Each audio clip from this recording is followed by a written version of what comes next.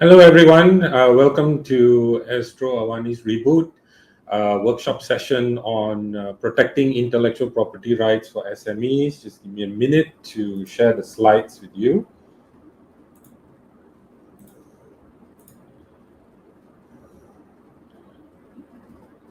Okay. All right, so I think everybody can see the slides for today. Okay, so there's actually a lot of information I would like to share with you through today's session.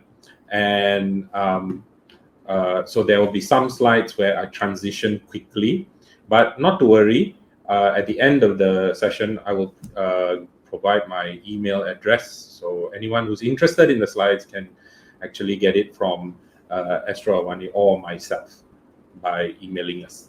Okay, so the content and agenda for today is intellectual property law in Malaysia. That's the first thing that we will cover. What is intellectual property? Because we need to understand what can amount to intellectual property and why do SMEs need to protect theirs. We will look at a number of ways that we can protect intellectual property, which is non-disclosure agreements, copyright, patent, and trademark. So these are areas that are laws by themselves, and that's why we have quite a lot of information to cover so that hopefully at the end of it, we have a short question and answer session. Okay, about myself, I've been teaching law for nearly 19 years now. I've been trained as a corporate trainer, and I've been in the field of education for that amount of time. I've done training for executives and senior executives and in the area of contract law, company law, anything related to commercial law, and intellectual property naturally is an area of commercial law. Currently, I'm pursuing my PhD in management, focusing on the law of contract, and I've co-authored 2 books at the moment. Okay, so let's get started. Intellectual property in Malaysia. Let's get a bit of an overview as to what are the initiatives that have been done so far. Now, as far as the 5th Malaysia Plan is concerned, which is from 1986 to 1990 and beyond, so every Malaysia Plan after that, intellectual property has been a focus, one of the focus for development. And the primary policy relating to intellectual property is the International Intellectual Property Policy, NIPP. And the objectives of this policy is basically to harness intellectual property as an engine for growth, because intellectual property is capable of monetization. But in order to be monetized, you must protect it. So protection is quite an important aspect. And that's why you have a governmental policy, a national policy, and then from there, you'll find that there are a lot of things that are set up, such as protection system, how do we exploit the commercial potential of intellectual property. We want to foster development, supporting industries that come up with regards to intellectual property, and also build human resource, right, to support intellectual property. So some of the rationales here include, like I said, enacting laws and regulation, creating an environment that helps develop different types of intellectual property, to create an intellectual property culture, because intellectual property culture is one that is creative, especially for those that are the makers of intellectual property. And of course, to work towards becoming a regional leader in intellectual property protection, so that industries from other countries or companies from other countries can come and invest here as well. So throughout my slides, you will find that there is reference to websites like this, where you can find out more information about what I share with you today. Some of the initiatives that have taken place in Malaysia, we find you have the Intellectual Property Corporation. That's one of it. And one of the main things that they've done is that they have an intellectual property marketplace. So You go there, you can find information, or you can find training, intellectual property evaluation, intellectual property financing, and also trade intellectual property concern. You have the unit Inovasi Khas Unique, which is attached to the PM's office. It also oversees integrated innovation policy. It commercializes research findings, and of course, it led to the drafting of the National Innovation Policy, which then led to the National Innovation Agency. National Innovation Agency is a statutory body, on the other hand. Purpose is to bring about a holistic societal well-being through cultivation of innovation ecosystem, basically to create an environment, right? Also to, contribute to the creation of environment of intellectual property. So that's what has been done from a policy and framework perspective. So that's important, because now you know that there is a framework, there is a sort of like a regulatory environment in which you can bring your intellectual property and try to commercialize it. Now, what is intellectual property and why do we need to protect it? Well, intellectual property, if we put it in a very simple form, is a manifestation of an idea. But an idea by itself is not helpful, because you can have an idea, but if the idea doesn't take some type of form, then you can't protect it, because the law is recognizing a form. So the forms that an idea can take, sometimes it can be digital, such as books, apps, software, logos, and of course today you have the new term NFTs, non-fungible tokens. Physical form, such as books, logos, pamphlets, branding, advertising material. So these are subject to intellectual property as well, and quite common when you are in a business, because you will be using some form of advertising, you campaign, or you will try to create some content for branding and advertising is concerned. Reputational, your company logo, company name, product brand, all these are also subject to intellectual property. So if one of the things that you can take away from today to guide you in terms of protection of your intellectual property are these 6 questions. So these 6 questions can form a guiding principle in terms of whether you can protect your intellectual property or not. So first is always, is the idea capable of protection? Not all forms of idea is protected as intellectual property, right? So the second one is, if you have an idea, has it manifested? That means, does it have a form? Is it digital? Is it physical? Is it reputational, right? So is the form protected?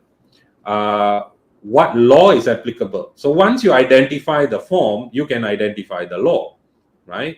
Or at least you can get an idea to, at least you have information to inform someone helping you protect that intellectual property. So then they can tell you, oh, okay, this type of form, this type of law is what applies, and this is the procedure applicable. The next thing is cost. With every business, cost is an essential factor. So with the protection of intellectual property, there are costs involved.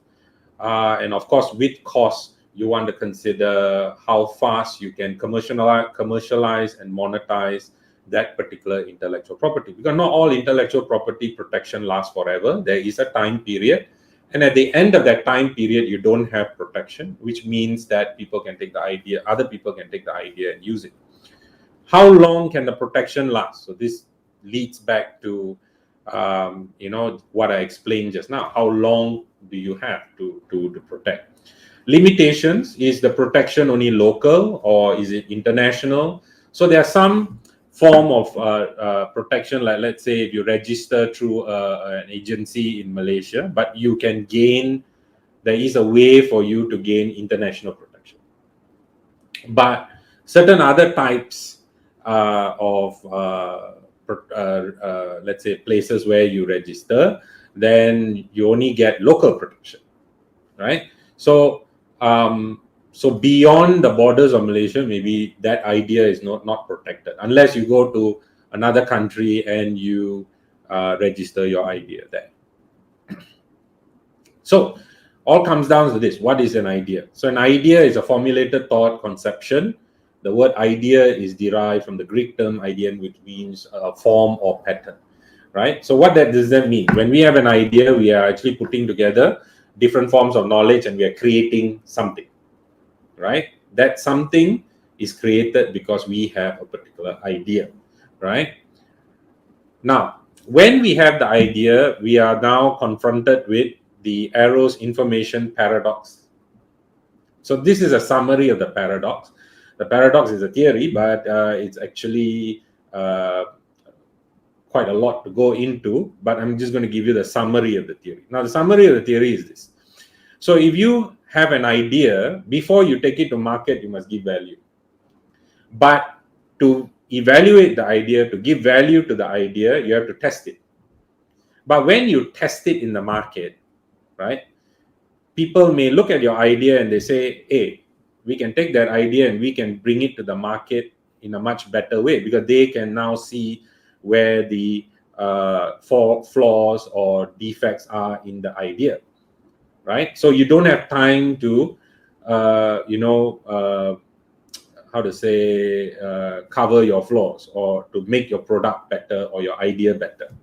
So if other people take your idea and bring it to the market faster than you, then you as the originator of the idea, you lose value, or you lose the opportunity from benefiting from bringing the idea to the market. So the question now comes, how do we protect the idea? Now, sometimes we can bring it faster to the market than the competitor, but the question then is, do we have the financial resource? Do we have the knowledge? Do we have the expertise? We can use legal procedures, but the same thing is the issue. Do we have financial resource, knowledge, and expertise? So one of the things that I'm going to show you is, when you have an idea, is a non-disclosure agreement. So this is the simplest form of protection. It's not 100% protection, but it is a preliminary protection before you decide to bring the idea to the market. So now let's go to non-disclosure agreement. Now, sometimes non-disclosure agreement is referred to as confidentiality agreements. Now, confidentiality agreements is recognized by the courts and it is enforceable. It allows a person to share intellectual property with others in order to bring the idea to life. So sometimes you may have the idea, but another person may have the resources, financial resources, skill resources, whatever. So what you can do is that before you embark on the project to bring the idea to the market, is that you can get into an NDA with them. So what does an NDA do in this circumstance? It helps you agree on what information you wish to share. So the scope of information that you're sharing with the other person becomes part of the NDA.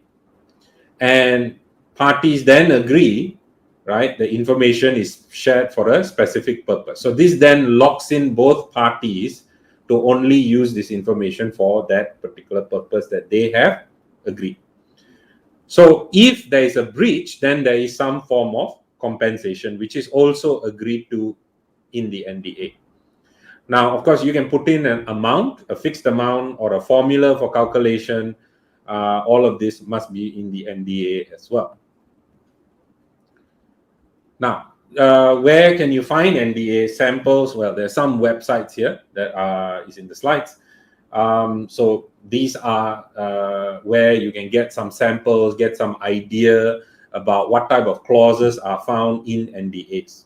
So these are just samples, but when you use a sample, you have to modify to suit your needs. An example of a case where NDA had been breached and is Electro, CAT Australia. So in this particular case, they had an NDA for the distribution of a product. The Australian company had entered into an agreement with the Malaysian company to distribute the Australian product. And the defendants, the Malaysian company, came up with a product that was similar in name and function, and the plaintiff sued. the court decided in favor of the plaintiffs, holding that there was a breach of the NDA. And on evidence, they found that the defendants' products were very similar to the specifications that, or the terms that were mentioned in the NDA, and therefore the defendants were in breach. So it's not just compensation. Like in this case, an injunction, a stop order was made against the defendants to stop manufacturing and distribute the products concerned. So that's NDA. So now let's look at copyright. Copyright is governed under the Copyright Act 1987. And of course, it says Copyright Act 1987, but rest assured that it has been amended when necessary over time. And of course, the Copyright Application to Other Countries Regulation 1990, because the Copyright Act is something to recognize copyright within the jurisdiction of Malaysia, whereas the regulation deals with application of the copyright in other countries. Copyright, what is copyright? It's a set of exclusive rights. So if you are a copyright author, a copyright holder, it enables you ownership and use of your original work. So you then get exclusive rights, which enable you to then transfer those rights or license those rights to use, for others to use for a fee. So for example, how does this work? I'm sure everybody has Microsoft Office. Everybody has Microsoft Windows, right? What you buy from Microsoft for the Office application as well as the Windows software is merely a license. So you see, they are charging you a fee. They're charging you a fee in order to allow you to use their software. They have not sold you the software, right? They have not transferred ownership over the software. So copyright, that's a very good example of how copyright works. Now, the person who created the original work must show time and effort to time and effort has been used to produce the original work, which means that you must prove that the work came from you and that you had used up time, you have put in effort to produce the original work. So this is one important aspect of copyright. Now, works must be recognized under law to gain protection. Works must be original. So those are some of the cases there. Works must be original. But when it comes to infringement, it's not necessary that another has copied the work exactly. So if another person takes your work, it doesn't have to be exact. As long as there's substantial similarity, is enough. As long as there's substantial similarity, is enough.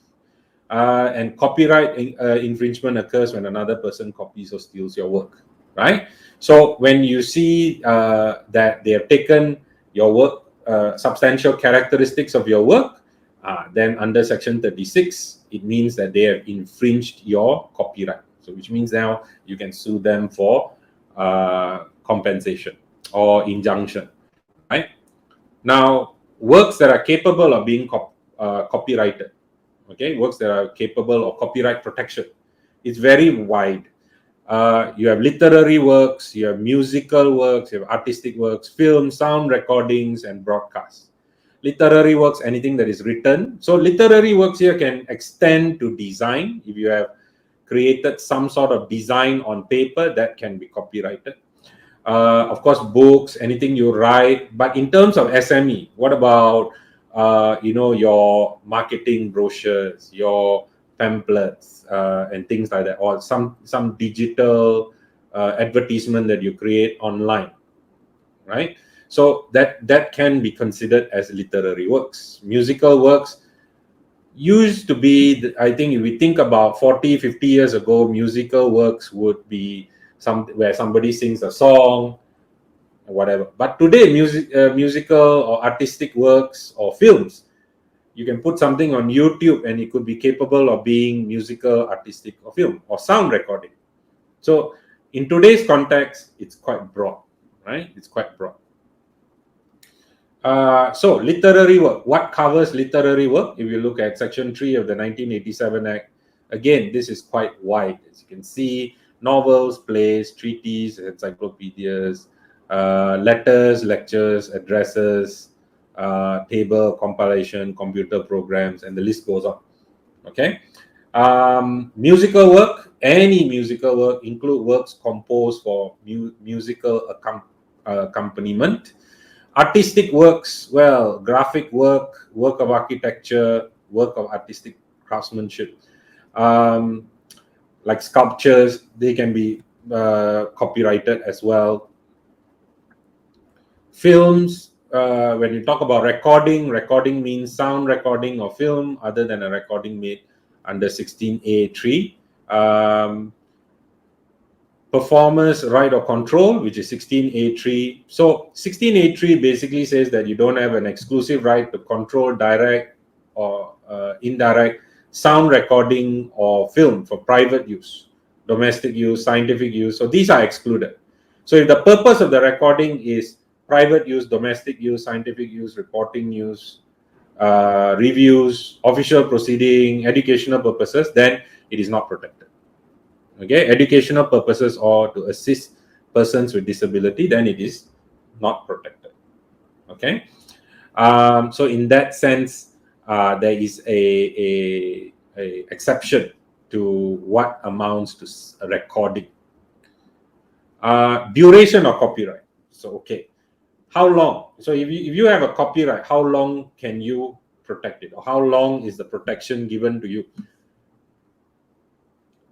Duration of copyright in literary, musical, and artistic work, you can see that lifetime of the author. So if a person produces something at the age of 30, and let's say the life expectancy is about 70, so 70 minus 30 would be what, 40 plus 50 years.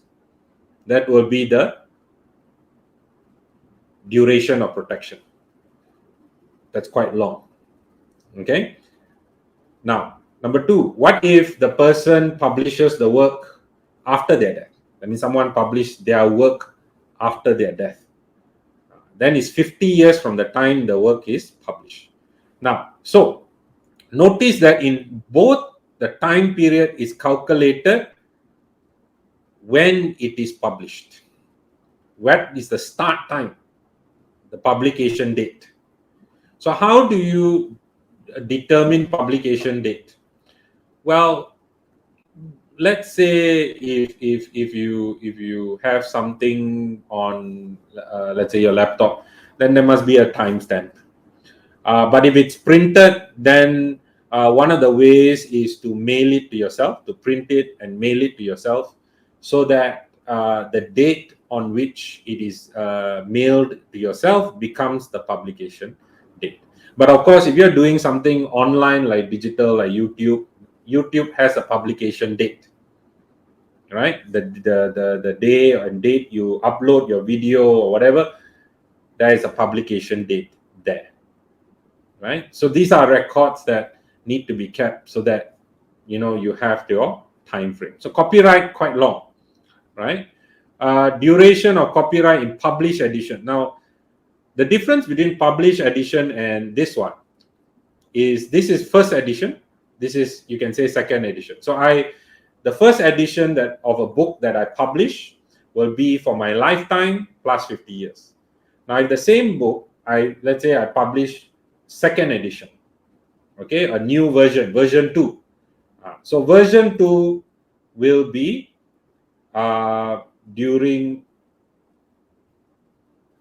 the 50 years from the time it is published. So you notice it doesn't take into account the time, the lifetime of the author. Duration of copyright protection. So the duration of copyright in sound recording, again, 50 years from the time the sound recording was published. Okay, so this is Section 19, 1987 Act. Duration of copyright in broadcast, 50 years from the time broadcast was first made. So again, you see the common theme is that you must have a publication date. Now, duration of copyright in films, 50 years from the time the film is first broadcast. So again, date is important. So that's copyright. Now let's look at patents. What is a patent? Patent is an exclusive right granted by government to the owner. So it's sort of like the government is saying, or generally any government is saying that we're going to protect your invention. We're going to protect your invention, but in exchange for the protection we give for your invention, you must provide full disclosure of your invention to the public. That means we are going to keep details of your invention, and since we are keeping details of your invention, we are going to give you protection. So the person who has patent has the right to decide what you want to do with that invention. You have a right to transfer the right, sell the right, license the right. So unlike copyright, patents deal with tangible inventions and processes. Okay. In Malaysia, the legal framework is governed by the Patents Act 1983 and the Patents Regulation of 1986. The 1983 Act covers patentability. That means it basically would give you the rules or the guiding principles for the courts or for regulatory authorities to decide whether your invention is patentable or not. Okay. Then the 1986 regulation provides for procedures for patent applications. So once you have an invention, you want to make an application to get patent. Patent is the protection. So key definitions that you find under the Act is what is a patented invention. So this means an invention for which patent is granted. Patented product means the product which is patented, which is a patented invention. So your invention is your prototype. Think about it. Your prototype is a patented invention. Now you use that prototype to mass produce your products. So like iPhone, when it came out for the first time, it was a prototype. So that would be a patented invention. And then after that, they mass produced the iPhone. Then that became a patented product. So what goes to the consumer is patented product. Okay. Process. So patents include processes. You may come up with a special process to do certain things. So if you think about how they make the vaccine, COVID vaccine, the process in making the vaccine as well as the vaccine can be patented. Okay, can be subject to a patent. I'm sure it probably already is. Okay. Now, product means anything which appears in tangible form. Okay, so product means anything that appears in tangible form. So it could be an apparatus, it could be an article, device, equipment, handicraft, so on and so forth. Invention. So invention is the idea of the inventor which permits in practice the solution to a specific problem. And we are looking at the technological field. An invention may be or may relate to product or process, right? You may not create a prototype thing, but you may end up creating a process which makes things better, for example. Registration. So patents, as I mentioned earlier, for one of the first requirement is patentability. Okay, one of the main requirements is patentability. So registration of the patent must not be explicitly excluded by Section 13. So you will look at Section 13 to see whether what you have done falls within this section, right? If it falls within Section 13, then you cannot patent it. So you move on. Now, if you can patent, that means it doesn't fall under Section 13, then you must be able to show that the patent is novel, new, okay, something really, really new. And it must be the result of an undertaking. That means undertaking of an inventive step. So that means you've come up with a step that no one else has thought of in order to create that invention that you have in mind. The fourth one is it must be capable of industrial application, right? So if you pass the exclusion in Section 13 and you're able to satisfy point number 2, 3, and 4, then you'll find that there are chances that you can patent your invention. So what is Section 13? Section 13 says You cannot patent discovery, scientific theory, mathematical methods, plant, animal varieties, or essentially biological processes. So if you, let's say you take a Siamese cat and you breed it with a British short hair breed cat, you cannot patent that because it's a biological process. Okay, it's a biological process. If you find out a different mathematical method, you cannot patent that. Okay. Now, the subject matter for patent must be new, novel. Now, how do we decide whether it's new or not? We look at what is called prior art. Now, it may sound complicated, but it's not. Prior art, basically information. Art is information. Information is wide, whether it is written or oral information anywhere in the world, or it's information disclosed by use, or it is information that is domestically available where there is another application before you. So that means, let's say you apply to patent your invention, but then somebody else has got the same invention as you. So if you remember earlier about the arrow paradox, you're trying to get things to the market faster than the other person, right? What happens in patent? Because if someone else catches your idea, takes your idea, they may create an invention market before you. So if they come up with the patent first, you lose out, even though you are the one who invented it first. Now, it's not to say you lose out 100%. You can challenge, but you have to go to court and you have to say that their application is now affected by prior art.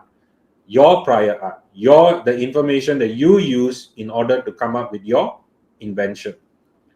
In that situation, dating is very important. That means you must be able to show evidence, dated evidence that you came up with the invention at a date before them. So that's the complicated part. Okay. Now, to decide whether the current patent is novel,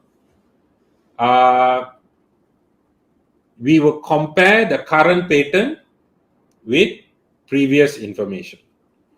So in this particular case, Sengkong Shutter Industries, the primary question the court said was whether there is similarity. So it must have been the result from undertaking an inventive step. An invention is the result of an inventive step. Inventive step here refers to methodology, a process created which was not obvious to the person who is ordinarily skilled in the art. Okay. Now, what does that mean? That means that when we want to consider inventive step, we want to look at your methodology and your process in creating your invention. And you must be able to prove to the court that your process is not obvious to someone else who has the expertise, right? And has the knowledge. So which means with the available knowledge, if another person can come up with your invention easily, then there is no inventive step. Because inventive step means only you can come up with that invention because you have employed a process that only you know. At least that's the simplistic understanding of it. Now, result for undertaking an inventive step. How do we analyze? First, identify the inventive step embodied in the patent, assume the role of a normally skilled but unimaginative addressee, right? So this is this person, right? A person who is ordinary skilled in the art. Okay, unimaginative person. Can they reproduce what you did? Okay.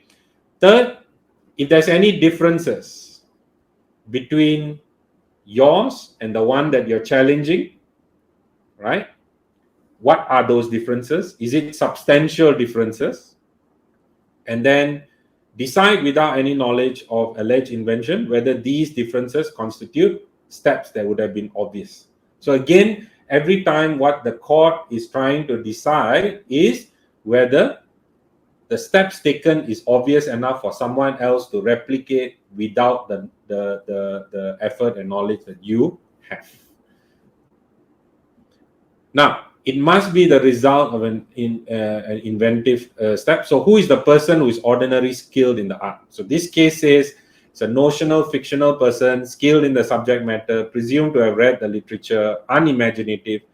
They are incapable of inventing the invention in question, but they can come up with that thing with the available, information that is out there.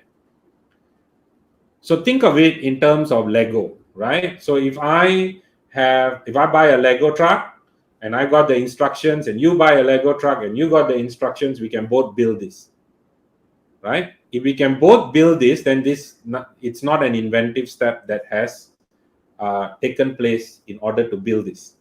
It is not novel, right? Now, it must be capable of industrial application. So once you pass all that steps, the last one is whether it is capable of industrial application. So, which means, in simple terms, can it be mass produced?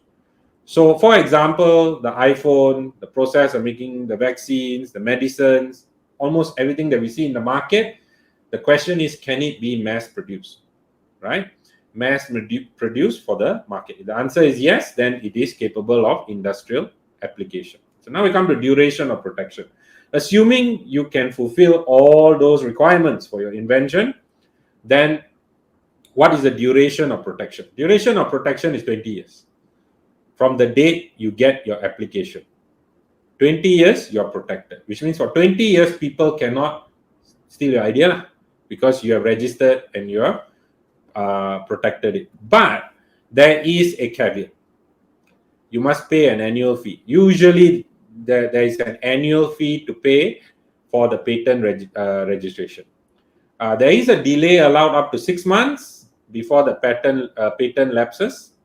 Once the patent lapses, the patent will be published in the government gazette. Then the owner has 2 years to remedy the lapse. Maybe pay a penalty and then pay the fee again, and then you get protection again. Now, patents are jurisdictional. So the nature of protection is that it's within that geographical jurisdiction and territory, which means if you submit a patent in Malaysia, it will be protected in Malaysia, not necessarily another jurisdiction. But within Malaysia, you can extend your protection because Malaysia is part of the Paris Convention for protection of industrial property, 1883, and the Patent Corporation Treaty 1970, as well as the WTO Agreement on Trade-Related Aspects of Intellectual Property. So there are processes for you in order to register your patents following the processes available in Malaysia. Okay. Lastly, we look at trademarks. So what is trademarks? Trademarks is governed under the Trademark Act of 2019. So Trademark Act Section 3 provides that trademark means any sign capable of being represented graphically, which is capable of distinguishing goods or services from one undertaking from another. Undertaking here means business in a very broader sense, business right? So if you see the McDonald's Golden Arch, you know that is McDonald's, right? Because anywhere you see the Golden Arch, you will be looking for the corresponding colors that represent McDonald's, right? If you don't see it, then you're not probably going to enter the shop, okay? So that is a trademark. It's a sign that is capable of representing a business. So a sign may constitute a trademark even though it is used in relation to service, ancillary to trade or business of an undertaking. So like for example, someone may have one particular mark for their company logo, but then their product may have a different mark. So that's ancillary. So that's also okay. You can trademark them together. So can trademark be registered? Yes, you can register a trademark at My IPO by filling up form. There is an application fee to be paid. So you can, that is the web the web address there. What trademarks can be registered? So this is quite wide. Shapes, colors, sound, sense, holograms, positioning, sequence of motions. So quite a lot of things can be registered. So a trademark must be capable of being represented graphically. I mean, it's something that people can see. But there are some situations where perfume is trademarked. Like Chanel may have a specific type of scent, right? Or Gucci perfumes may have specific type of scent. So they have, in some countries, trademark perfume scents, right? Okay. The trademark must be capable of being distinguished from the goods or services of the applicant for registration.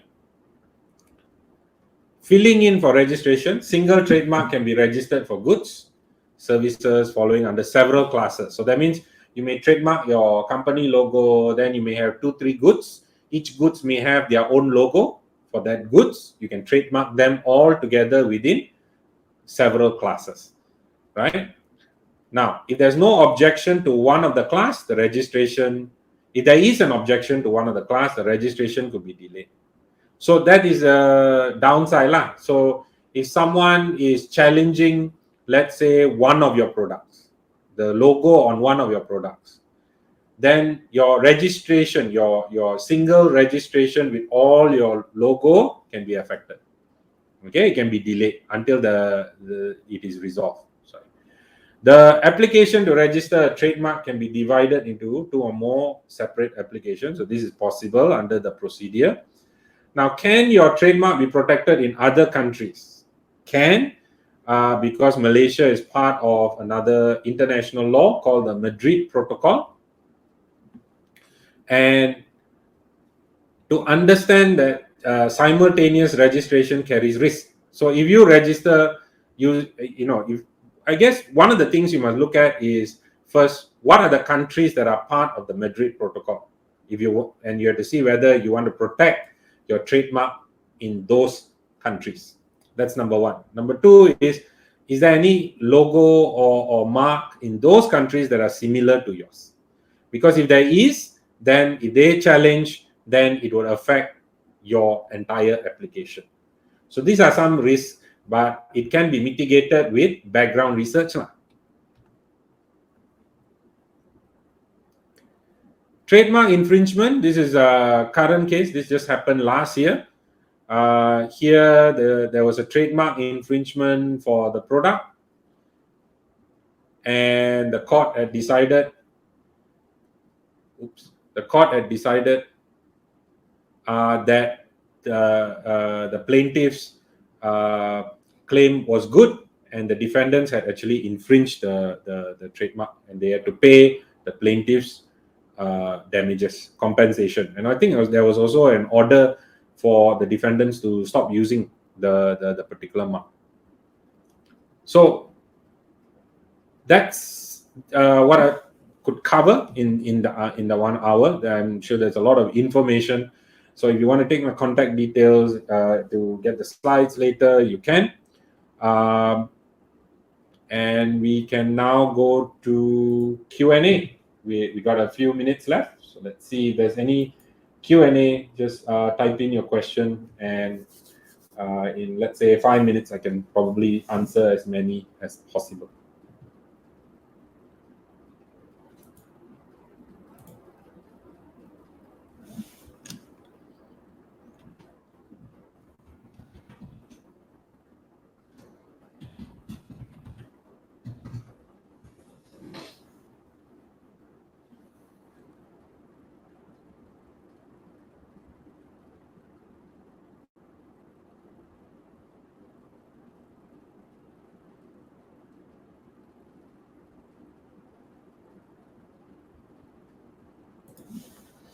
Okay, if there's no question, then we can end the session.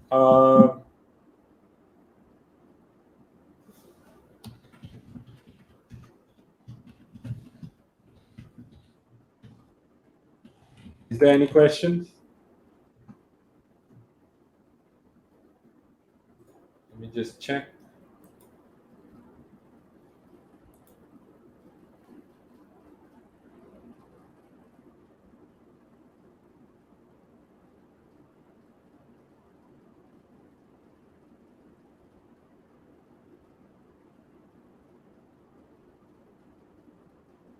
Okay, so hopefully today's session helped you and the information has been useful.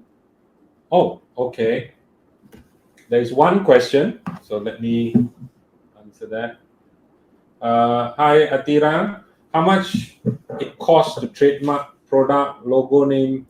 The cost, I guess you would have to check from the website, because the cost sometimes differs depending on whether you're going to trademark, get trademark protection locally, if you just want to limit it locally, or do you want to make an application that helps you to protect the trademark in other countries as well.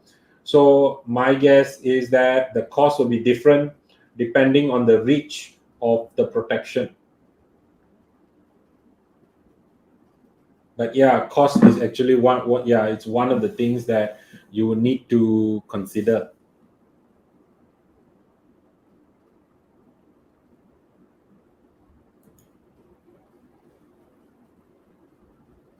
Does that answer your question, Atira?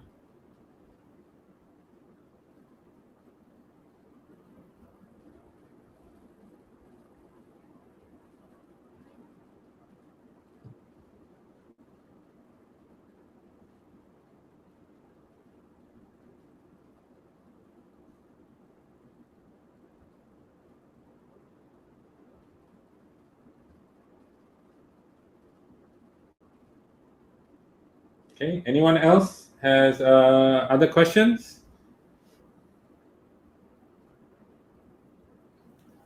Most welcome.